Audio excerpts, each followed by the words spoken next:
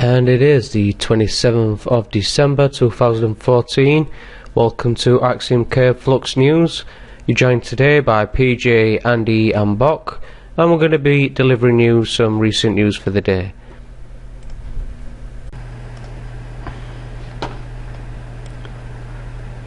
Alright, ex-Minister Norman Baker publishes Home Office advice blocked by Theresa May. Former Minister Norman Baker released recommendations for reforming drugs policy, which he says the Home Secretary suppressed.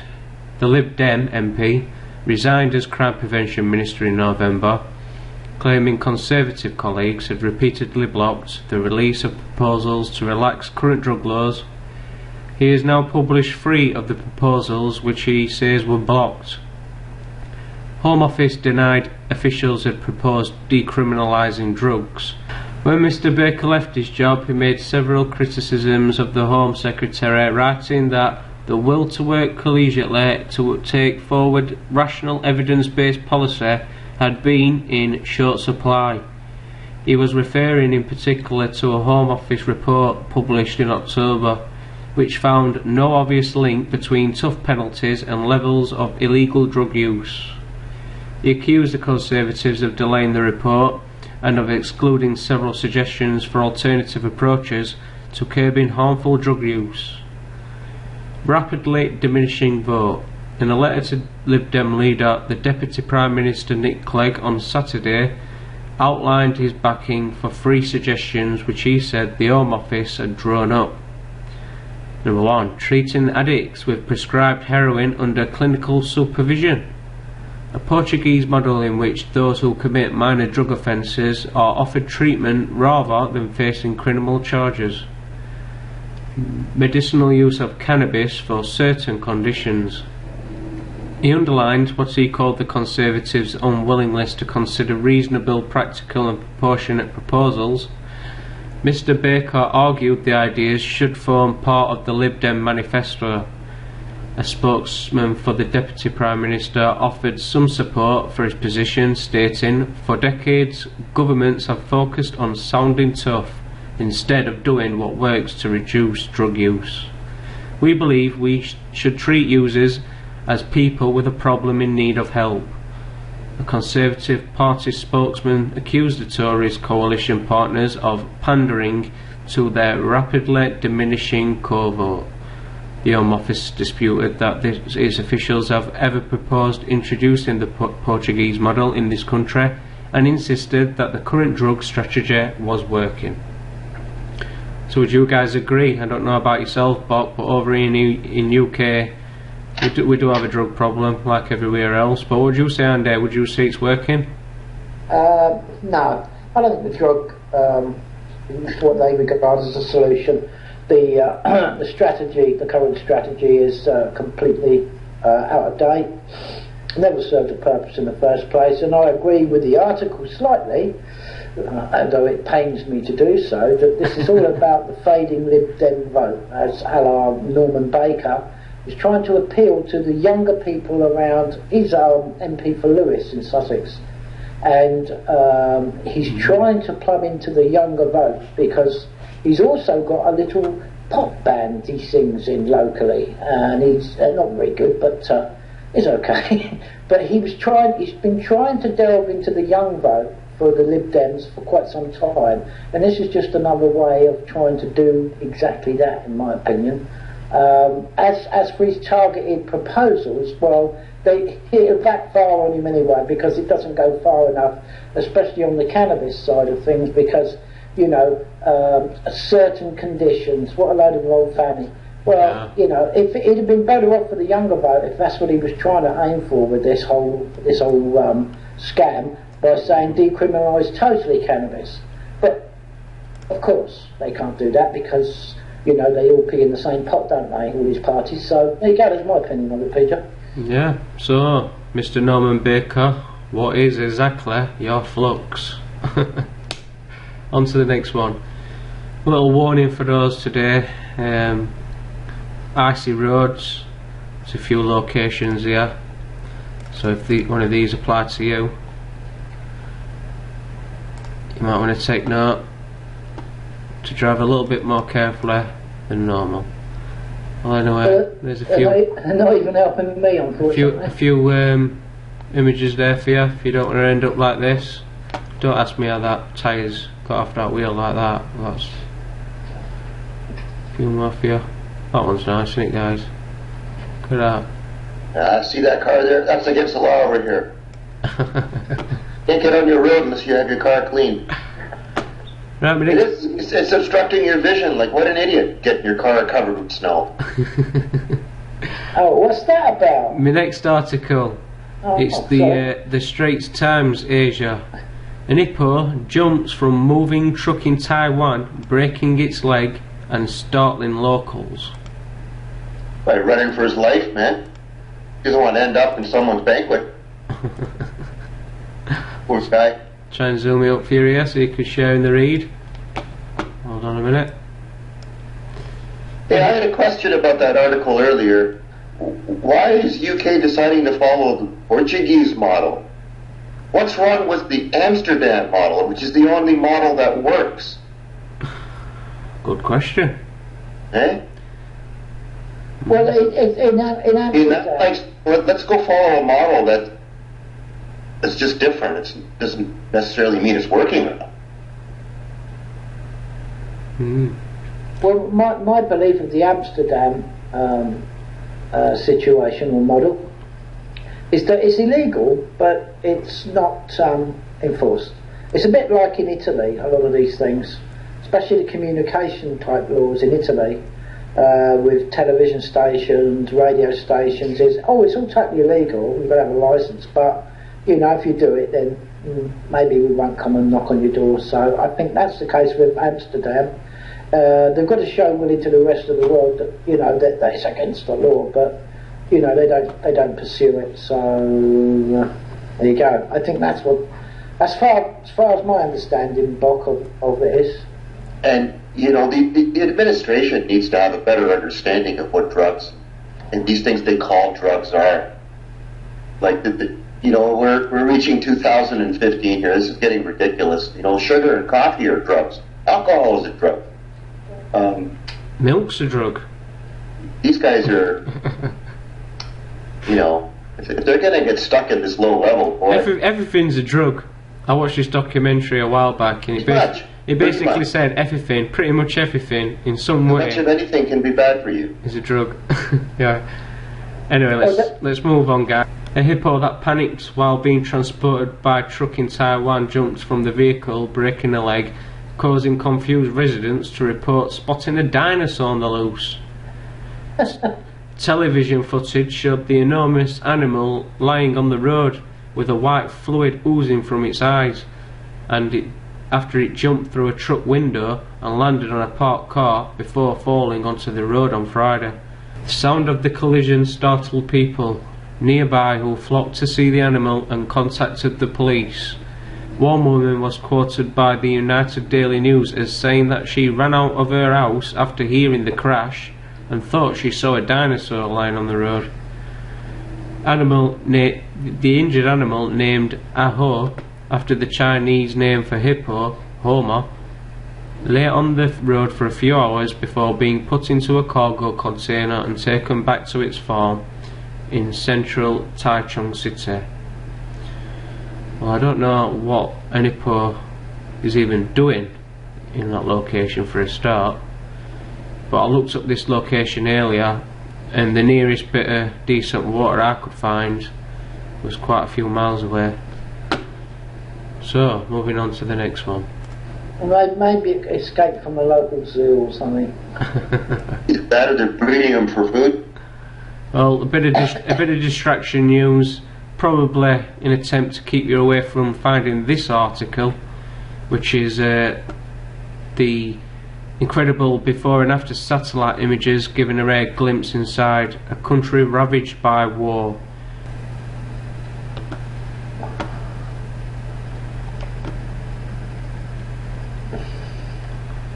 Nothing left, is there?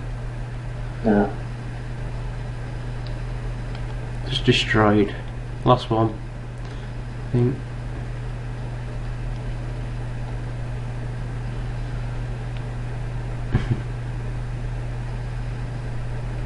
Cool.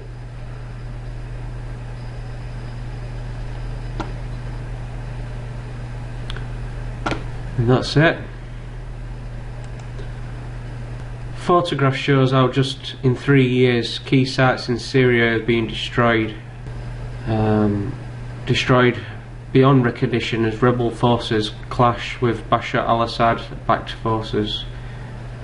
In the before and after images above, the historic heart of the northern city of Aleppo is shown in November 2010 and completely annihilated in December 23, 2014. Nearly 300 historical heritage sites have been damaged and looted since the conflict started in 2011. Another before and after image shows satellite image. These two pictures show close-ups of the north and northwest of Necropolis in the ancient oasis city of Palmyra in October 2009 and again in October 2014. September 2011 and in April 2014 on the right. Just like Iraq, just like Libya. What else you got to say on that one? What about you, Andy? Yeah, just to say on that last piece about Syria, I don't know, what was it, 400,000 have been killed? And something like about 2.5 million displaced or something like that. It's totally, yeah, it's ongoing, isn't it? Now they're being, you've got US bombing raids and... Yeah.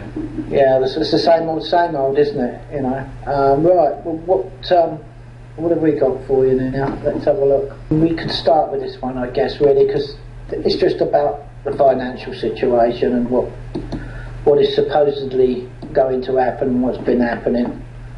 This is before its news article, and it's entitled "The World Changes on Monday, December the 29th, 2014." Basically it says here, with the holiday chaos, travelling and families getting together for Christmas, many may have missed an announcement that will change the world as we know it, where China has announced the launch of the yuan, I think I'm pronouncing that right, trading with the Russian rubles, set to begin on Monday, December the 29th, 2014. As is explained in the Zero Hedge article discussing this announcement and the ramification of it, this will not only enable and make direct currency trading more efficiency by sidestepping the dollar entirely, but also allow Russia companies to budget in Chinese yuan terms. Directly from the Zero Hedge article, we see the effects of this huge news will be. So, while the US continues to parade with destroying the Russian economy, even if it means crushing the shale industry, aka the only bright spot and high-paying job-creating industry in the US economy over the past 5 years, Russia and China continue to be nudged by the West ever closer monetarily and strategically until one day, as we have long predicted, China and Russia will announce a joint currency, one backed by both China's surprising gold reserve and Russia's commodity hoard. Well, basically, I think most people will know what's going on with the oil prices at the moment, being driven lower and lower and lower. And the OPEC countries continue to put the tap on and carry on selling it, putting it out there, supplies. Is to destroy. I mean, the main, most people's idea of it is, yeah, it's to destroy the Russian economy. But there is obviously a blowback from that with their own shale oil industry. They're prepared, it seems, to sacrifice their own oil shale, petrol, oil and gas, whatever, mostly oil, they're obviously prepared to send that down Swanee, as long as they can destroy the Russian ruble. But I mean, are they going to be able to do it? Well, we know that China met with Russia a few days ago or a couple of weeks ago, and they signed something, an agreement that China's going to help Russia out, and this is obviously what it's all about. So at the end of the day, it's going to be interesting in 2015. There's definitely a currency war going to be happening. Which way it's going to go? Yeah, we'll have to wait and see. What do you think, PJ? Yeah, it'll be interesting to see, and I think that's what he says at the end of that article, is that things will be very interesting. Yeah. Yeah, absolutely. I mean, how come they've not mentioned water? I mean, you know, they mention oil and all this and that, and use all these other ways to try and get at Russia, but you know, they never mention water. Well, it's funny because the original buyers of or sellers, or should we say, of the main energy shares for the fracking were all banks like Goldman Sachs, JP Morgan. Well, they've unloaded them shares now. I think they call them junk bonds on the market. Yeah. But with the money I suppose the money, whatever, they've now bought up instead. They've dropped the shares. So I read an article a while ago saying that they've got out of the fracking shares and they're now into the water shares big time and buying up everything as much as they can. And they actually even done a deal for a local water company where I am. So it's happened all over the world. That was JP Morgan, by the way. They done a deal about 40% of the shares for the water company what supplies our water here. So I mean, they'll probably end up engulfing the whole lot. So it makes you think what they're up to really. Yeah. So what do you reckon, Bob? You know what? There was so much going on there that I forget what I was going to say. Oh, don't worry. Well, I'll move quickly on to because it's sort of a kind of leads. Actually, what can you say? How can you make anything from anything here? No, exactly. But I mean, there's. I'm just basically repeating what the article says, but I think. I think and this is according to like what, the New York Stock Exchange? Well, yes, exactly. Wall Street, whatever. You know, this is what it's all about. But I think what's going to happen is you're going to have a commodity. I remember you mentioned the other day they were saying they're going to try imposing sanctions on Russia, and I was just like, well, is that even possible? They're a nation. They've already had sanction after sanction on that. Have they not? Their own natural resources. They've got their own water, oil, gas. Yeah. You know, like, what do you mean sanctions on Russia? That's just laughable. Well, I think it's the side of the future of where, I mean, it leads me into this next article really, basically, which you can tie the two together in a way. This is Bank of England to monitor social networks. The central bank set up a task force to monitor the internet and social networks for early signs of economic up and downs. This is a Sky News article. The Bank of England has set up a special task force to monitor the internet and social networks for early signs of Britain's economic ups and downs. The special team, set up by the bank's chief economist, Andy Haldane, has been charged with exploring how new unconventional sources of data could improve its picture of Britain's recovery. In an interview with Sky News, Mr. Haldane said the bank had started to explore using unconventional data, including data gleaned from analysing internet activity, after it found that it could be more timely than the official data. For instance, analysis of the frequency of internet job searches or of prices online can give one an insight into the prospects for unemployment and inflation. Goes on to say, official statistics tend to be lagging and tend to be revised. And what this scraping of the web can do is give us a better today read on what's going on, he said.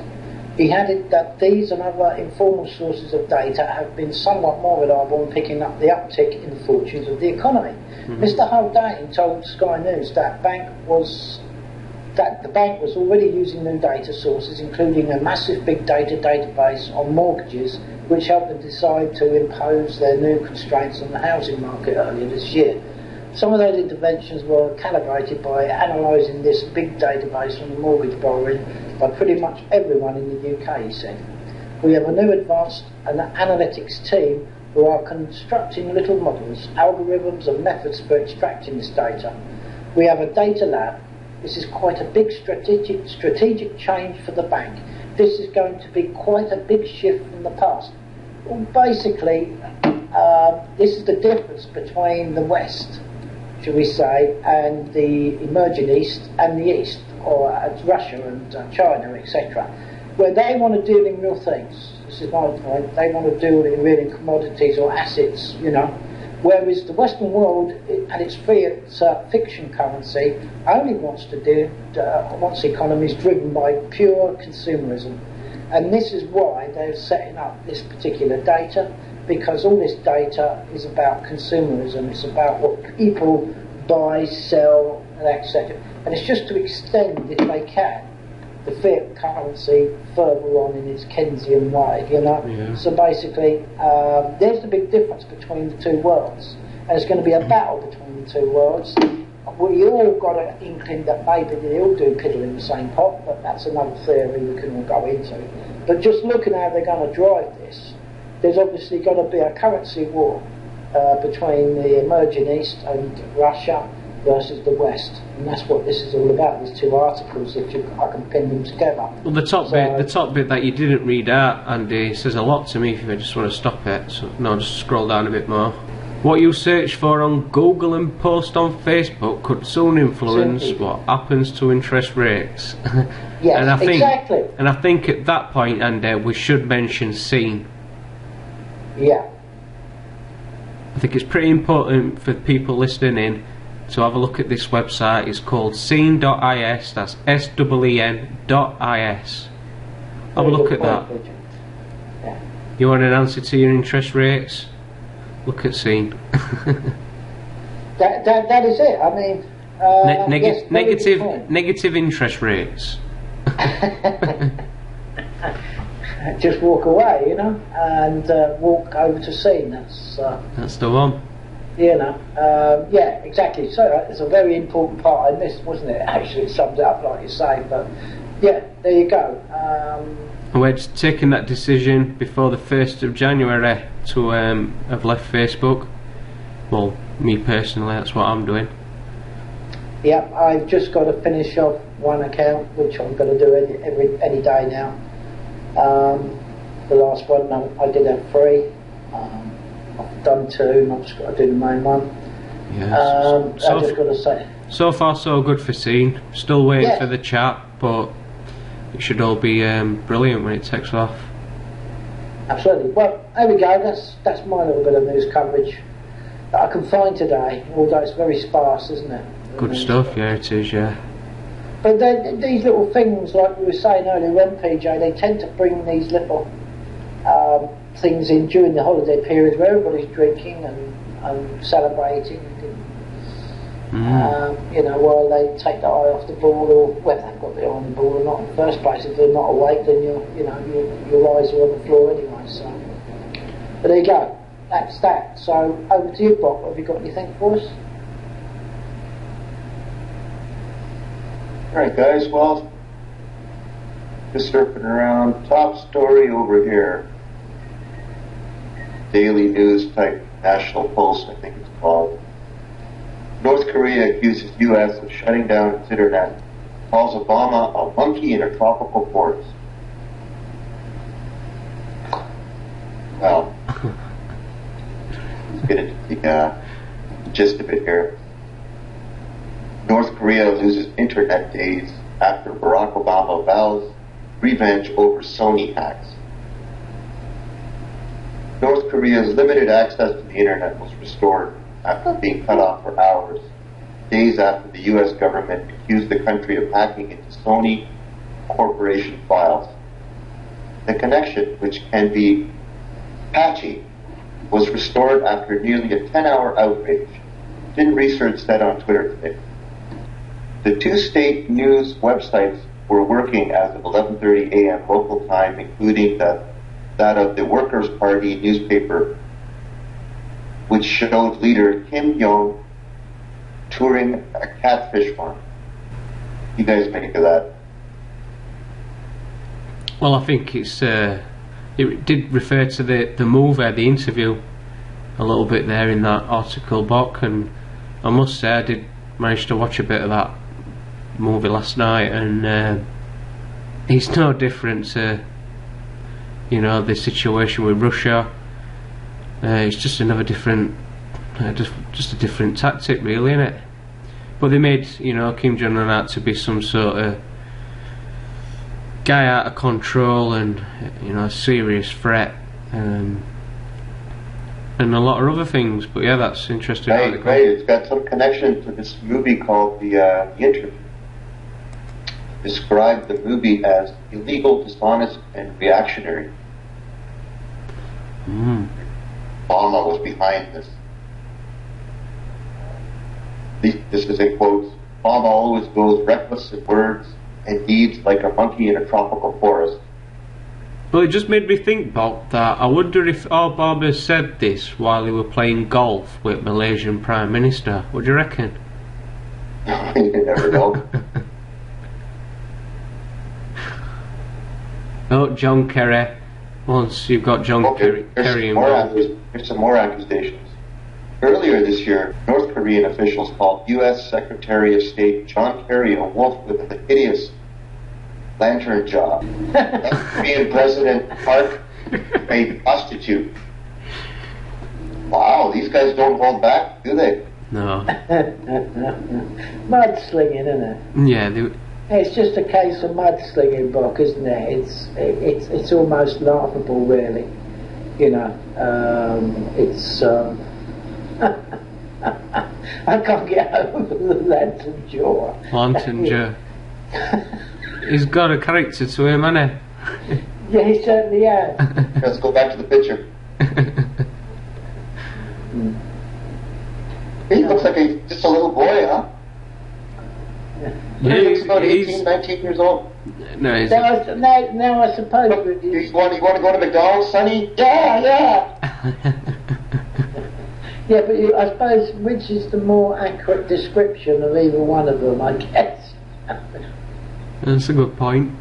You know, I just try to look into those eyes and see what's really inside there. Because to me, the surface just looks like a fiction to me, Andy. What, both sets of eyes? Yeah. Maybe they're clones. It's a possibility. Anyway, on the serious, I don't know. I can't get serious about the whole thing. You know, when this broke about the interview and Sony and all this nonsense, I thought, well, what is this about, really? I mean, come on, there's people being, you know. Well, after what happened with Sony data that got stolen a while back, you'd have thought that they'd have sorted the security out by now, surely. Glad you mentioned that, because I'm wondering what's so important in Sony that they need to be hacked. Well, they've been hacked many times before, Buck. This is not the first time.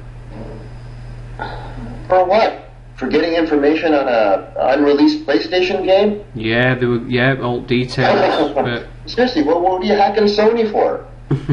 Well, Sony's South Korea. Hacking the bank or the government, or you know, it would be hacking Sony.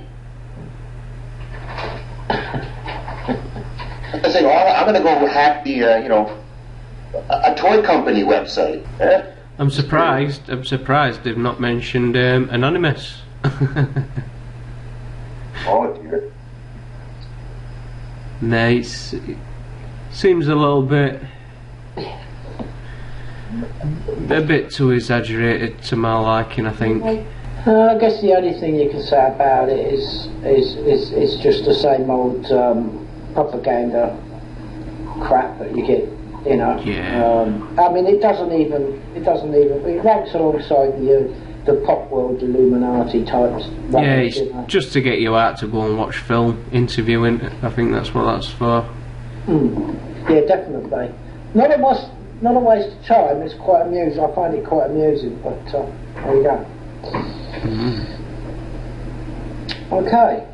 Oh, I thought of an amusing picture. Before you leave Facebook, get an image of a brick of gold, and then put Bank of Facebook in it.